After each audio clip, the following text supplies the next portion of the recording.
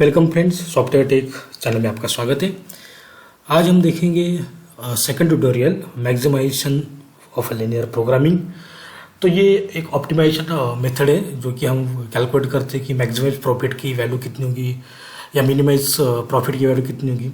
तो इसके लिए हम यहाँ पे यूज़ करते हैं। लेकिन पहला जो मैंने वीडियो बनाया था उसमें मैंने मिनिमम कंस्टेंट लिए थे। इसमें मैंने मोर देन 2 कंस्टेंट लिए, मतलब 4 कंस्टेंट। तो ये एक मेथड है, ये एक सेकंड ट्यूटोरियल है। हम कैसे फाइंड करेंगे वो भी 1 बाय 1 देखेंगे, ठीक है। तो यहाँ पे मैंने कुछ ये ग्राफ बना के रखा है।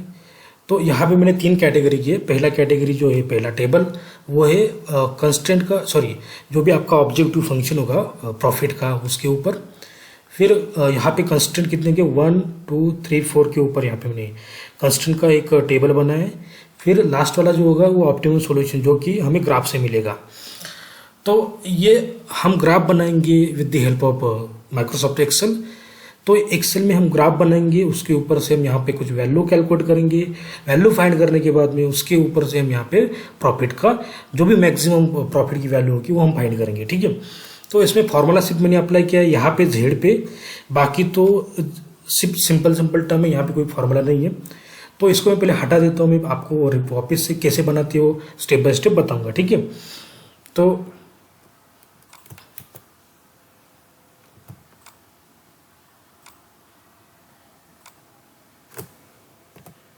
ठीक है, इसको मैंने हटा दिया।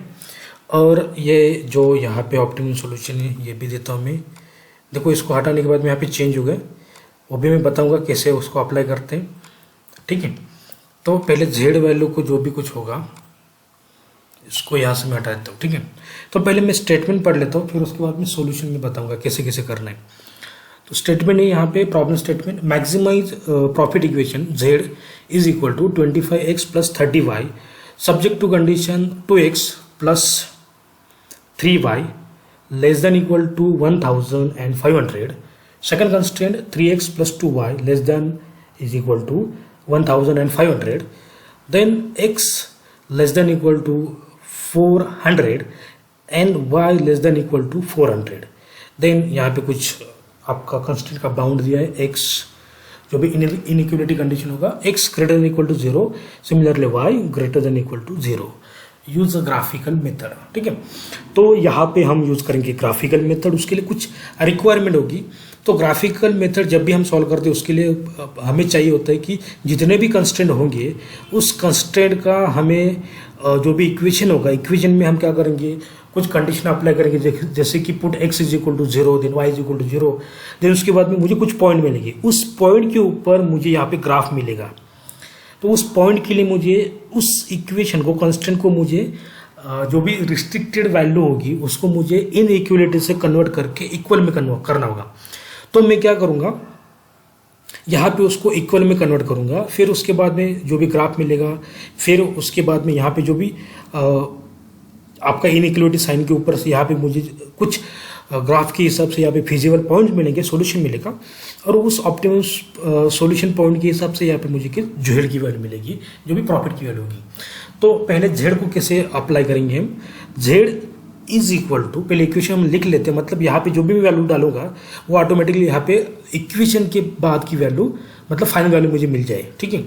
तो z is equal to 25 multiply with x plus 30 multiply with y हो गया, ओके। तो ये होगा x, ये हो गया y। देखो यहाँ पे 0 आ रहा है, तो इसको यहाँ से यहाँ तक ड्रैग कर लो, जितना भी आपका वैल्यू होगा, ठीक है, जितने भी आपके पॉइंट होंगे। मैंने फाइंड करके रखा है, तो मुझे पता है कि यहाँ पे 5 पॉइंट आएंगे ऑप्टिमम के। अगर 6 आते तो इसको वापस एक बार ड्रैग कर लो यहाँ पे इस तरीके से। यहाँ पे मैंने सब हाइड करके, अगर चाहिए तो 3 हो गए, 4 हो गए, जितना चाहिए उतना आप ले लो, ठीक है। जैसे कि यहाँ पे कुछ पॉइंट में डालूंगा 1 और 0, तो ये यहाँ पे ऑटोमेटिकली चेंज हो जाएगा, ठीक है। तो इसलिए मैंने ये इक्वेशन बना के रखा है, जब यहाँ तक मैं यहाँ पे पॉइंट डालूंगा आपको डायरेक्टली फाइनल वैल्यू मिल जाएगी। तो देखते हैं अभी कंस्टेंट के बारे में, ठीक है। इक्वेशन तो हमारा जेड प्रॉफिट इक्वेशन बन गया है मैक्सिमाइज का। अब हम देखेंगे कंस्टेंट के बारे में। तो मैंने हर एक कंस्टेंट को यहाँ पे इक्वल कंडीशन में कर लिया है, मतलब इनइक्वलिटी साइन को हटा के मैंने इक्वल में कर लिया। तो इक्वेशन बन जाएगा 2x + 3y is equal to 1500। Similarly, second equation, then constraint third and fourth constraint, okay। Okay, अब हमें यहाँ पे कैलकुलेट करना है। अगर मान लेते कि x is equal to 0, so what is the value of y is equal to 500। इसमें जब हम x की वैल्यू पुट करेंगे तो 3y is equal to 1500, so y is equal to 1500 divide by 3, so ये मिलेगा आपको 500। सिमिलरली यहाँ पे मैं पुट करूँगा y is equal to 0, then x is equal to 750। Okay, 750 की वैल्यू यहाँ पे मिल जाएगी। सिमिलरली यहाँ पे मैं कुछ कांस्टेंट 2 पे जाऊँगा, तो अगर मैं x is equal to 0 put कर लेता हूँ तो यहाँ पे मिल जाएगा मुझे 750 y की वैल्यू, और यहाँ पे y की वैल्यू में 0 पुट करूँगा तो मुझे मिल जाएगी यहाँ पे 500 की वैल्यू। कैसे मिलेगी ये भी पता है। अगर y 0 पुट किया तो 2y 0 हो जाएगा, 3x इज इक्वल टू 1500, 1500 की वैल्यू होगी, तो x is equal to 1500 divide by 3, ये हो जाएगा 500। ठीक है, इससे के बाद हमें कैलकुलेट करना है x। तो मान लेते कि अगर स्टार्टिंग में x की वैल्यू 400 है, ठीक है, तो यहाँ पे जो भी दूसरी वैल्यू मिलेगी y की वो कैसे रहेगी। ठीक है, तो इनिशियली तो 0 ही रहेगी क्योंकि y नहीं है यहाँ पे, तो हमें कुछ लाइन वर्टिकली या हॉरिजॉन्टली ड्रॉ करनी होगी। तो मैं क्या करता हूँ, यहाँ पे कुछ और 2 पॉइंट ऐड कर देता हूँ। जैसे कि ये कॉन्स्टेंटली इन्फिनिटी जा रही है, तो यहाँ पे इन्फिनिटी की वैल्यू नहीं आती है एक्सेल में, ये आप डाल नहीं सकते हो क्योंकि ग्राफ बहुत बड़ा हो जाएगा। तो इसके लिए मैं मान लेता हूँ कि सबसे ज़्यादा रेंज किसकी होगी, तो मैं बाद में डाल दूंगा उसको। ठीक है, इसको मैं रहने देता हूँ ऐसे। सेकंड में अगर y अगर 400 होगी तो y की वैल्यू 400 ही होगी। सेकंड की भी सेकंड ही सेम ही होगी, मतलब कांस्टेंट लाइन होगी। तो अगर पहले यहाँ पे 0 आता है तो x को सॉरी y को कहाँ तक एक्सटेंड करना होगा, कॉन्स्टेंटली, जहाँ तक कि x की वैल्यू होगी ग्राफ में। ठीक है, तो इसको मैं वैसे रखूँगा, बाद में आपको बताऊँगा कैसे करना है। तो इन दोनों के ऊपर से पहले ग्राफ बना के रहते, तो इसको सिलेक्ट करता हूँ मैं, इंसर्ट में जाऊँगा, स्कैटर्ड डायग्राम में जाऊँगा। स्कैटर्ड में जाने के बाद सेकंड में आपका होगा सेकंड ऑप्शन स्कैटर्ड का। यहाँ पे मैं चार्ट को नाम बदल दूंगा और यहाँ पे दे दूंगा मैं मैक्सिमाइजेशन। ये न्यूमेरिकल बेस से मैक्सिमम कंस्टेंट वेरिएबल के ऊपर, सॉरी कंस्टेंट के ऊपर। यहाँ पे 2 वेरिएबल है, x और y, लेकिन कंस्टेंट ज़्यादा है इसलिए मैंने एग्जांपल लिया है मैक्सिमम लीनियर प्रोग्रामिंग। ठीक है, इसको सिलेक्ट करो, यहाँ से ब्लैक कर दो, इसको बोल्ड कर दो। ठीक है, हो गया। तो इसमें भी क्या है, ये हो गया आपका x, तो x तो यहाँ पे 750 आना चाहिए लेकिन ये y पे जा रहा है, तो इसको सिलेक्ट करूंगा, डिजाइन में जाऊंगा, यहाँ से स्विच रो एंड कॉलम कर दूंगा। हो गया, स्विच रो एंड कॉलम करने के बाद में इसको हो गया चेंज। अब मैं जाऊंगा सेकंड वाले कंस्टेंट पे, सेलेक्ट डेटा, यहाँ पे करूंगा ऐड, यहाँ पे नाम दे दूंगा C2, select series x value, vertical की वैल्यू जो भी होगी x की होगी, सिलेक्ट करो, ओके करो, then series y value, select y value, then okay करने के बाद यहाँ पे ये दोनों लाइन की जो भी आपका कंस्टेंट की इक्वेशन आ गई, इक्वेशन के बाद में पॉइंट आ गए। हो गया, अब उसके बाद में यहाँ पे ओके कर दूंगा मैं। अब मेरे पास बचे 2 कंस्टेंट 3 और 4 के। तो देखो यहाँ पे अगर ये वैल्यू x के हिसाब से यहाँ पे वर्टिकली जा रही है ये वैल्यू, ठीक है, तो कैसी जाएगी ये, तो इसके लिए आपके पास ये 400 रहेगा, तो x कॉन्स्टेंटली यहाँ से यहाँ तक ऊपर जाएगा तो भी 400 ही रहेगा। तो उसके लिए y की पहली वैल्यू यहाँ से यहाँ तक 0 होगी एक, और दूसरी वैल्यू रहेगी मैं 800 ले लेता हूँ ताकि ग्राफ आपका परफेक्ट है, ज़्यादा बड़ा भी नहीं होगा। ठीक है, और यहाँ पे भी मैं डाल देता हूँ, ये वैल्यू होगी 800 की हो गई। ठीक है, तो इसको सिलेक्ट करते हैं, जाते हैं डिज़ाइन में, सिलेक्ट डेटा, ऐड, C3 को ऐड करते। ठीक है, सॉरी C3 को ऐड नहीं, एडिट किया यहाँ पे मैंने, और यहाँ पे जाऊँगा सीरीज x वैल्यू, सिलेक्ट किया यहाँ पे, ओके। यहाँ पे पूछ रहा है वो सीरीज y वैल्यू, इसको सिलेक्ट किया, ओके। देखो यहाँ पे ये देखो एक वैल्यू आ गई, हो गई। नाउ ओके करो, इसको ऐड करो और C4 को लिखो। यहाँ पे C4 को लिखने के बाद में यहाँ पे पूछ रहा है सीरीज x वैल्यू, कौन सी, ये वाली series, okay. Series y value, this value, okay. ठीक है, हो गई। नाउ ओके,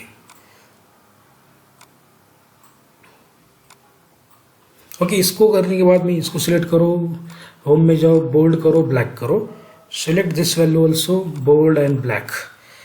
ओके ना, अब इसमें ये जो सेक्शन है यहाँ पे बोला क्या है मैक्सिमाइज, लेकिन ये जो वैल्यू इनइक्वलिटी साइन है लेस देन इक्वल टू, तो हम जाएंगे बाउंड इस तरफ।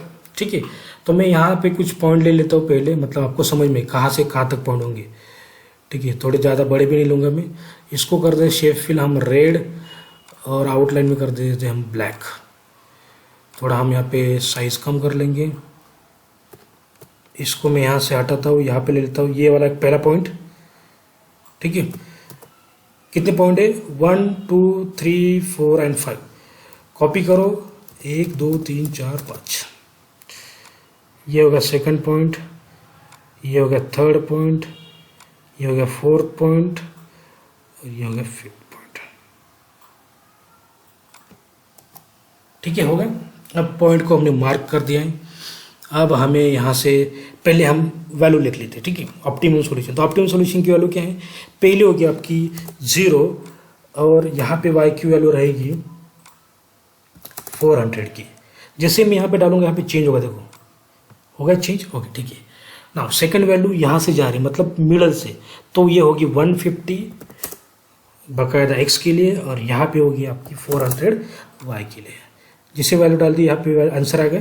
ओके, थर्ड वाला पॉइंट जो है 300 एंड 300 दोनों सेम है।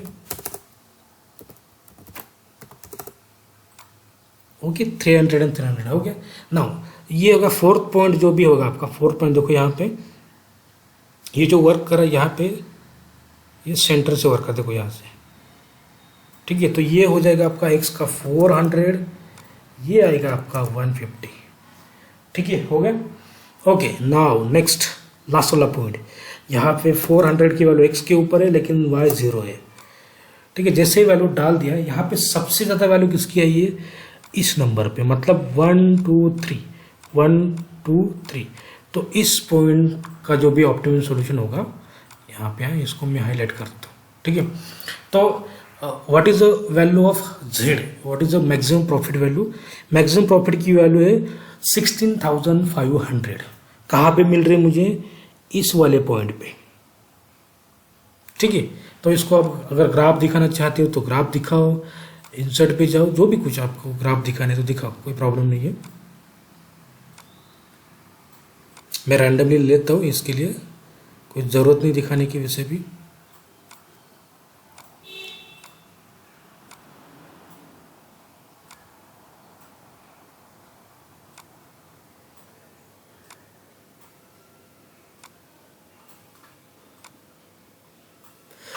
ठीक है, शेप ऑफ आउटलाइन यहाँ पे कर दो नो आउटलाइन, राइट क्लिक करो, फॉर्मेट पे जाओ, यहाँ पे फिल पे जाओ, पैटर्न पे जाओ, ये वैल्यू।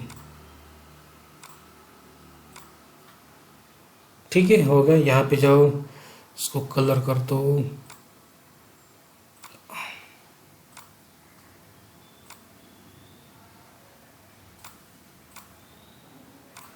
देखो ये हो गया आपका ग्राफ।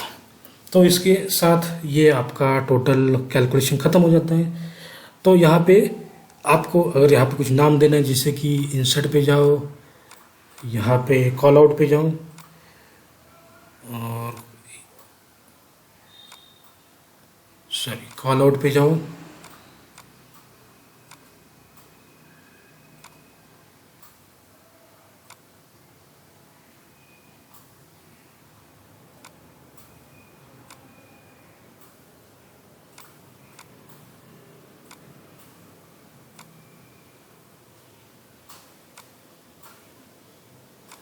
यहाँ से यहाँ तक हटा देता हूँ मैं। ठीक है, इसको यहाँ पे नाम देता हूँ मैं फिजिबल।